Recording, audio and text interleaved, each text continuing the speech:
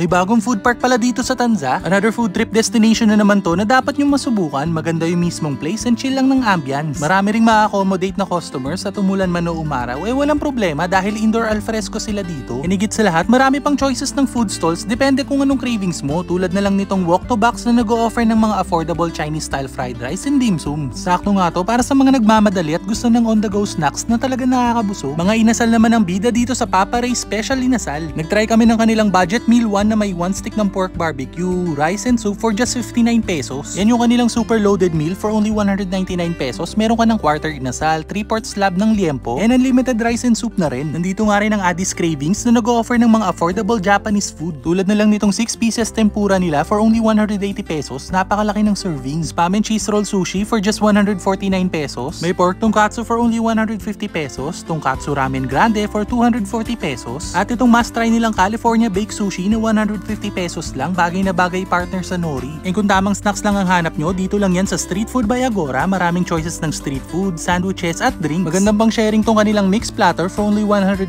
pesos. Meron ng hotdog, kwek-kwek, fishball at kikiam. Meron ding fries platter for 99 pesos at hotdog sandwich with cheese for just 105 pesos. Mga sulit na rice meals and snacks naman ang ino-offer dito sa Daity Sizzling and Silog. Pepperoni pizza for just 165 pesos. Fish fillet a la carte, nakakalain mo bang 125 pesos lang to? Solid nga rin yung sisig a la carte nila dito, 150 pesos lang, good for sharing na. Ito yung sisig na gusto ng karamihan, yung tipong may saktong taba, karne, at merong mga crunchy bits dahil sa tenga. Meron ding chow fan liempo at chicken silog na parehas solid ang bigayan with free soup and drinks na rin tapos only gravy pa. Hindi nga rin mawawala ang kilala na ng lahat na Shawarma Shack na nagsiserve ng iba't ibang klase ng shawarma wrap. Merong beef, chicken, kebab, and tika. Mabenta talaga sila sa mga buy one take one promo nila sa kanilang mga wrap. Tapos meron na nga rin pala sila ditong nachos na for only 80 pesos lang. Mga iba't ibang Pinoy food at ulam naman na matitikman nyo dito sa Aristotel, tulad nitong pansit bihon na 149 pesos lang, good for 2 persons na. Buttered shrimp for just 200 pesos, sinuglaw for 200 pesos din, masarap pang pulutan or pang ulam. Chicken inasal with unlimited rice for only 145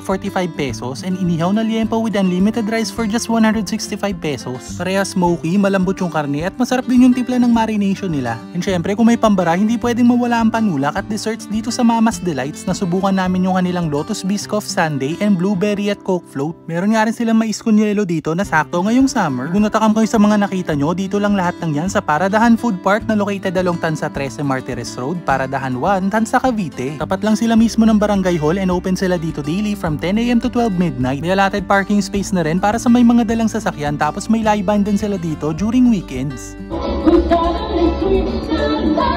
Kaya naman kung taga-Tanza kayo or kalapit na area at naghahanap kayo ng bagong food tripan na maraming choices with good ambience, sugod na rin kayo dito sa Paradahan Food Park.